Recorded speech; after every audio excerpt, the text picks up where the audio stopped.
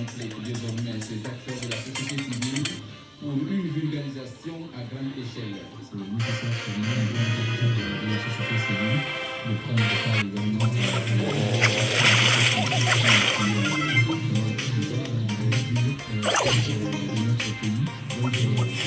pour nous de mettre en œuvre les textes qui vont avec cette nouvelle constitution.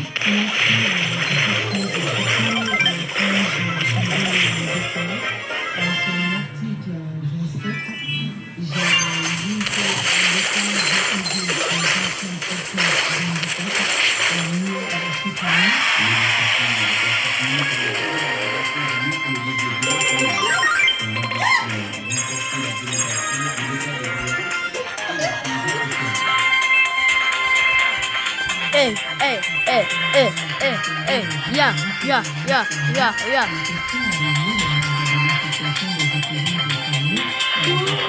Dance.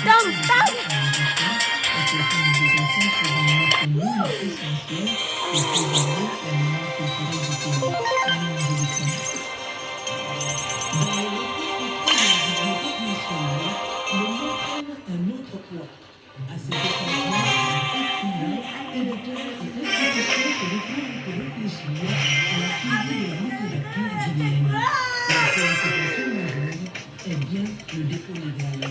Ce mécanisme prévu par la législative, mais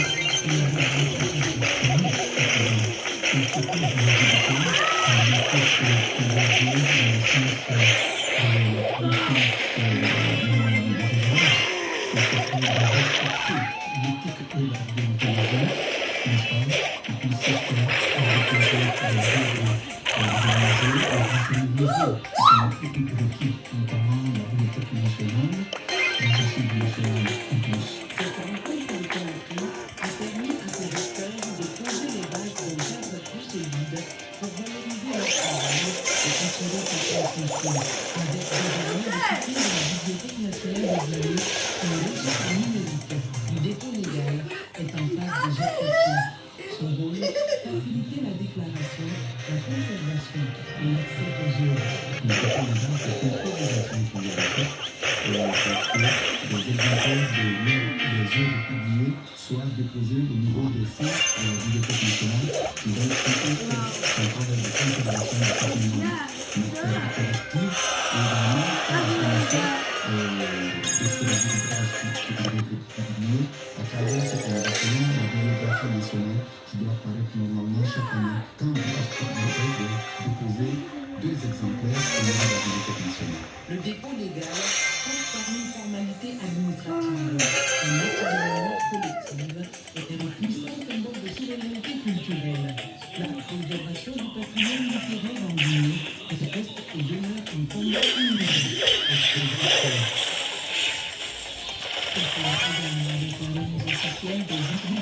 À l'orchestre d'Irubanda de Kindia, c'est un geste du chef de l'État pour la séance de l'unité de la distribution de la région Kindia La renaissance de la culture guinéenne dans le pays. Les moments forts se constatent dans les rassemblements folkloriques comme ici à Kindia.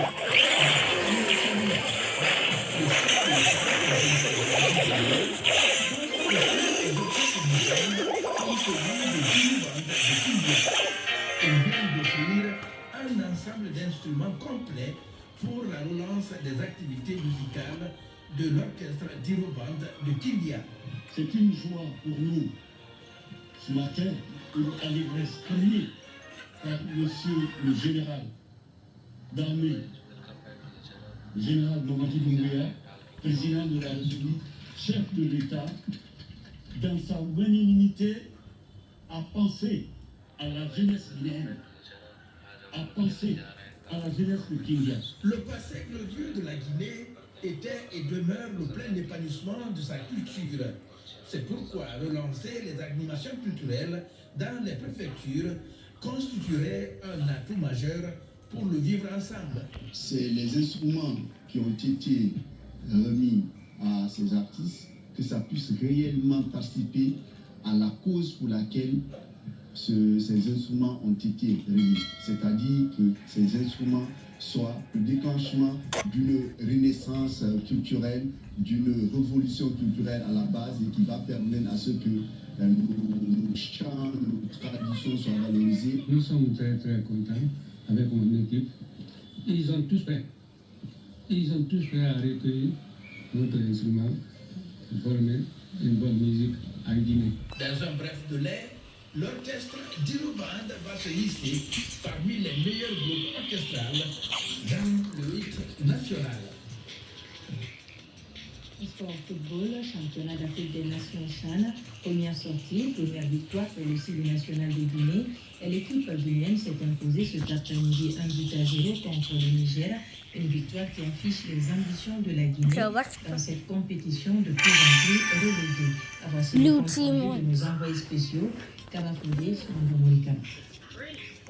Comme lors de sa dernière participation au Cameroun, l'équipe nationale de Guinée, pour son entrée en lice dans le champ à l'Ouganda, empoche les 3 points de la victoire. L'équipe guinéenne s'est imposée face au Niger 1-0 ce lundi à l'ouverture du groupe CC à Kampala. Dominateur dans le jeu, Ik heb een ability dat is hier. Sac du genre, 55% de possession contre 45 pour leur adversaire. Une domination stylée dans la première période qui a laissé des signes d'inquiétude, même si c'était stratégique, selon le sélectionneur Chimran Kamara. Aujourd'hui, peu importe la manière, c'était de gagner pour faire une belle entente. Parce que c'est jeu. Pour l'instant, je suis très satisfait de mes joueurs. Alors, l'objectif, il faut préparer le deuxième match. Et les 3-4 jours d'intervalle, moi je pense que ça va vite pour les jeunes. Mais pour l'instant, je suis très satisfait parce que c'était l'objectif, commencer une victoire. Plus incisif offensivement à la reprise, le Sili n'a pas laissé d'espace à son adversaire. Il s'est procuré davantage d'occasions franches. Ainsi, à la 47e minute, Mohamed Bangoura, sur un service millimétré de Souman Dramé, trouve le cadre de plat du pied. En 8-0, résultat révélateur d'une animation offensive guinéenne plus efficace. Un avantage que le Sili a su préserver jusqu'au coup de sifflet final. C'est un mauvais résultat au vu un peu de la physionomie du match et surtout du groupe. Je pense que ce match allait peut-être nous permettre de mieux rentrer dans cette compétition. Là, il faut aller encore rechercher des ressources pour véritablement s'accrocher sur les 3 derniers matchs qui restent à jouer. On est vraiment très content et puis très satisfait. On est très content des joueurs qui ont joué aujourd'hui. Ils ont tout donné, ils ont mouillé le maillot. Donc pour moi, vraiment, on est très content. On est là tous derrière. On va continuer à les supporter. Donc les joueurs ont tout donné. Avec ce succès mérité, la Guinée prend provisoirement la tête du groupe C avec 3 points. En attendant le second match de la poule qui opposait l'Ouganda, un des pays hôtes, à l'Algérie. Une entame idéale pour cette équipe qui affiche d'ores et déjà ses ambitions dans cette édition du CHAN. Et voilà qui nous fait ce journal. Merci de nous avoir reçus chez vous. L'actualité se poursuit sur notre site le www.afgguinée.info. Je vous dis à très vite pour d'autres informations de la Guinée, notre paradis, terre de richesse et d'innovation.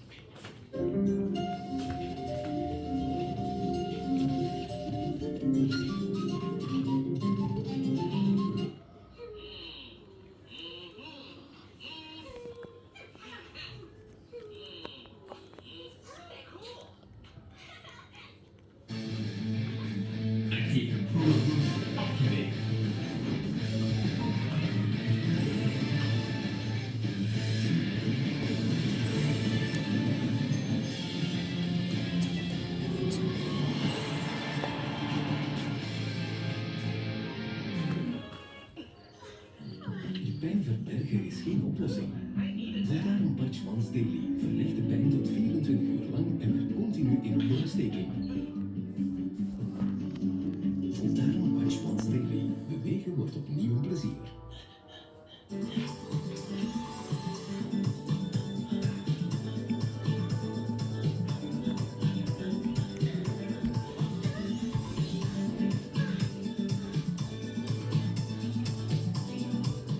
Bonsoir. Pour le compte du ministère de la Jeunesse et celui du Sport, nous vous embarquons aujourd'hui dans une immersion sur les chantiers emblématiques engagés pour et par la jeunesse guinéenne. Centre d'émergence, stade de proximité, équipement moderne.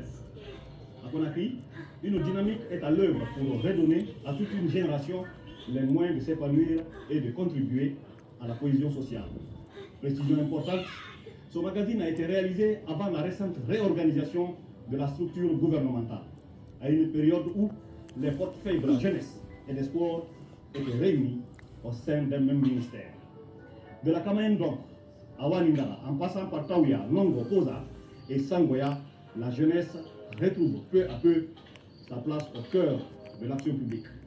On voit tout cela avec Alcine Aïsouma.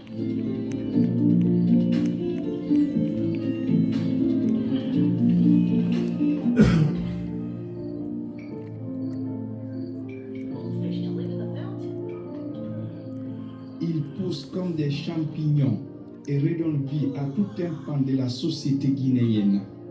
Les chantiers de la jeunesse, longtemps marginalisés dans les politiques publiques, la jeunesse guinéenne voit aujourd'hui son avenir se construire en béton et en acier. Sangoya, au bord de l'autoroute Fidel Castro, dans la commune de Matoto, un immense centre d'émergence est en cours d'édification, s'étendant sur 13 200 mètres carrés. Il abritera aire de jeu, zone omnisport, restaurant, espaces commerciaux et salles de formation. À ces jours, les travaux sont réalisés à 75,70% selon le bureau de suivi du projet.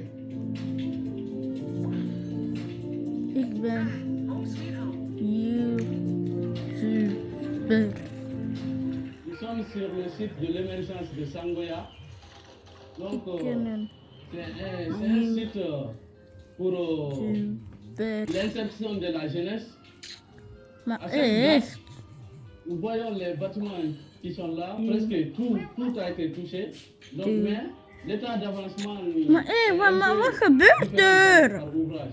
Si nous prenons le bâtiment AR+1 qui est derrière, le start-up, qui est en avance par rapport au bâtiment de Gaulle. L'autre bâtiment, le carrelage est presque à 90%. Nous sommes au niveau de la peinture intérieure. Les dalles vitrées, les portes, tout était fixé. Le bâtiment est même carrelé. Donc, même les appareillages électriques ont été fixés. Donc, c'est quelques retouches et des petites finitions qui restent sur ce bâtiment. Et si nous prenons le bâtiment qui est juste derrière nous, qui est le restaurant, ça aussi est à peu près au même avancement que l'autre bâtiment, parce que nous sommes au niveau de la peinture.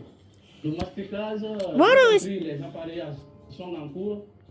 Donc, ce qui reste ici un peu, c'est les portes en bois et en alu vitré. Les fenêtres sont déjà fixées. Donc, troisième lot, nous pouvons prendre, le bâtiment, le bâtiment principal.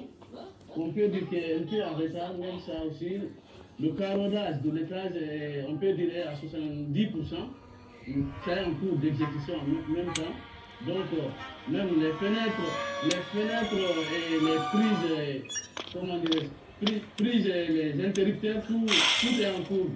Maintenant, ce qui reste, les gros lots à faire, on peut dire que c'est la peinture, les portes et les appareillages électriques et plomberie. Maintenant, si nous prenons l'autre, la clôture qui est en semi-grillagée, donc ici aussi nous voyons la fondation est en évolution. Donc ça aussi, on peut estimer on est à 35 ou 45% d'évolution de la clôture. Mais on a deux types de clôture. L'autre, on a une autre clôture qui est semi-grillagée en grillage plastique.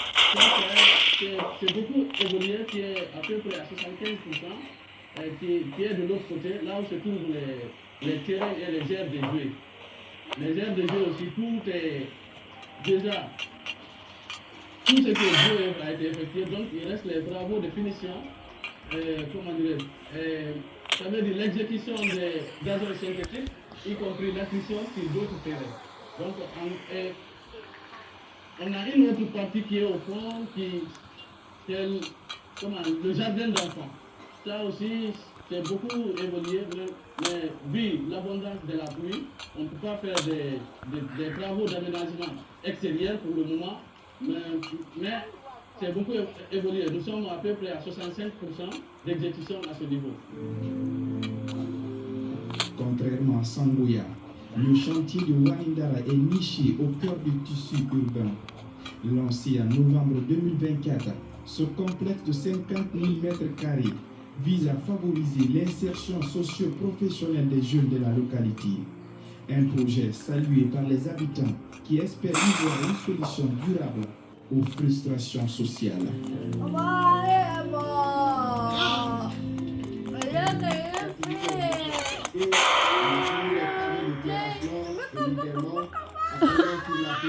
Nous sommes en train de travailler pour finir les travaux de nivellement. On va commencer bientôt les travaux. Yo, that was a scam. des tuyaux perforés. On va mettre les tuyaux perforés. Après les tuyaux perforés, nous allons préparer les gazons synthétiques. À date, on vous informe que les gazons synthétiques se trouvent déjà dans nos stocks depuis qu'on a pris.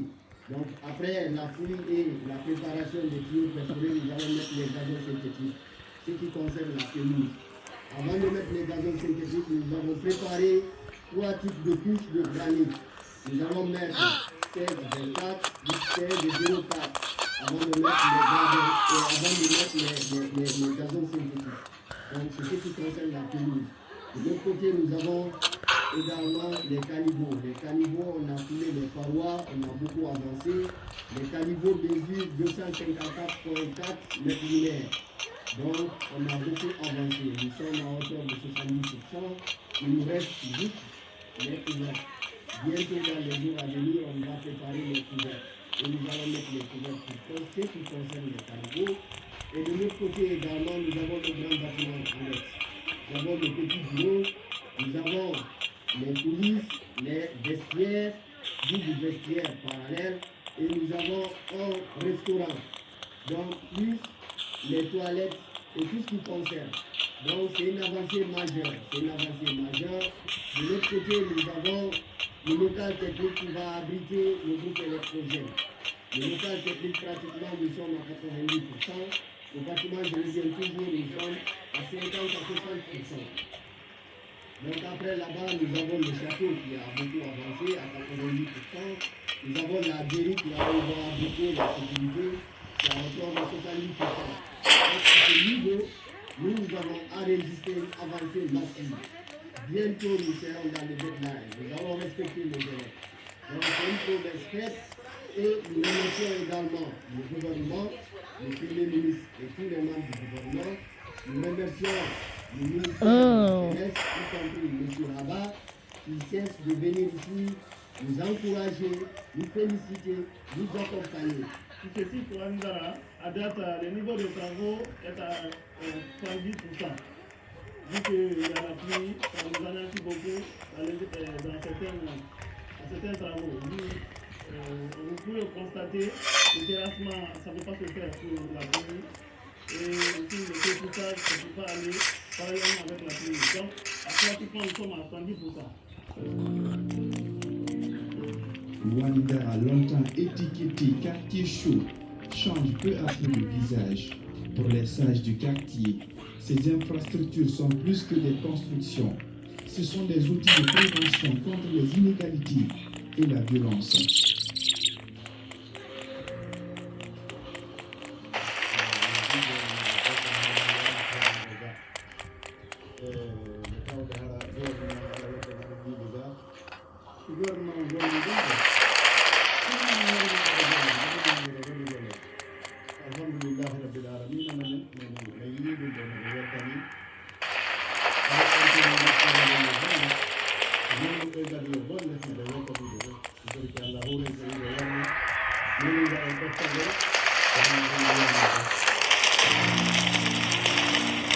Le centre d'émergence de Kouza, implanté sur près de 4 hectares, impressionne personnellement.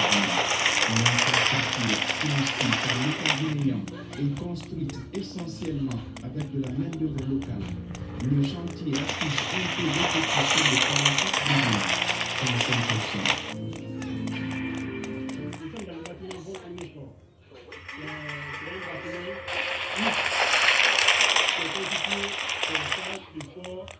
Des salles de formation et aussi des ateliers. Le bâtiment start-up, boutique start-up, c'est un bâtiment qui est composé d'un côté composé de boutiques et l'étage composé C'est aussi un bâtiment à l'étage qui est composé de c'est bâtiment. Et puis aussi, on a un bâtiment qui est discuté en face de ce bâtiment. Donc, c'est un bâtiment qui est composé d'un côté d'un supérieur et de l'autre d'un vestiaire. Et dans le cas, on a aussi un vestiaire. Un vestiaire qui est composé de services civiques et de magasins.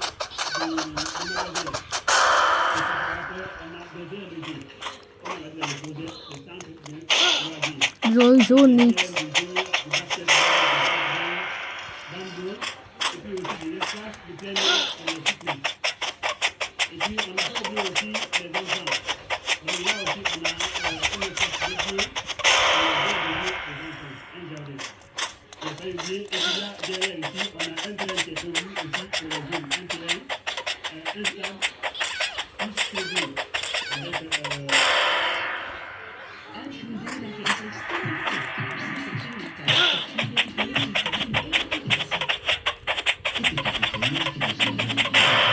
Ayo.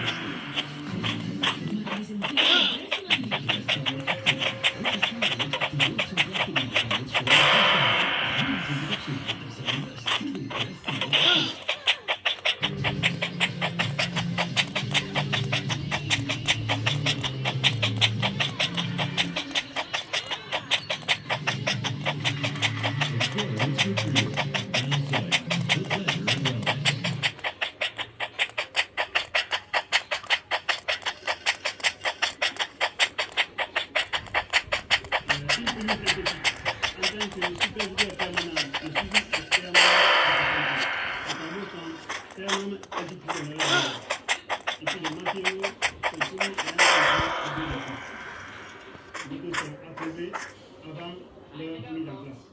La compétence est nationale.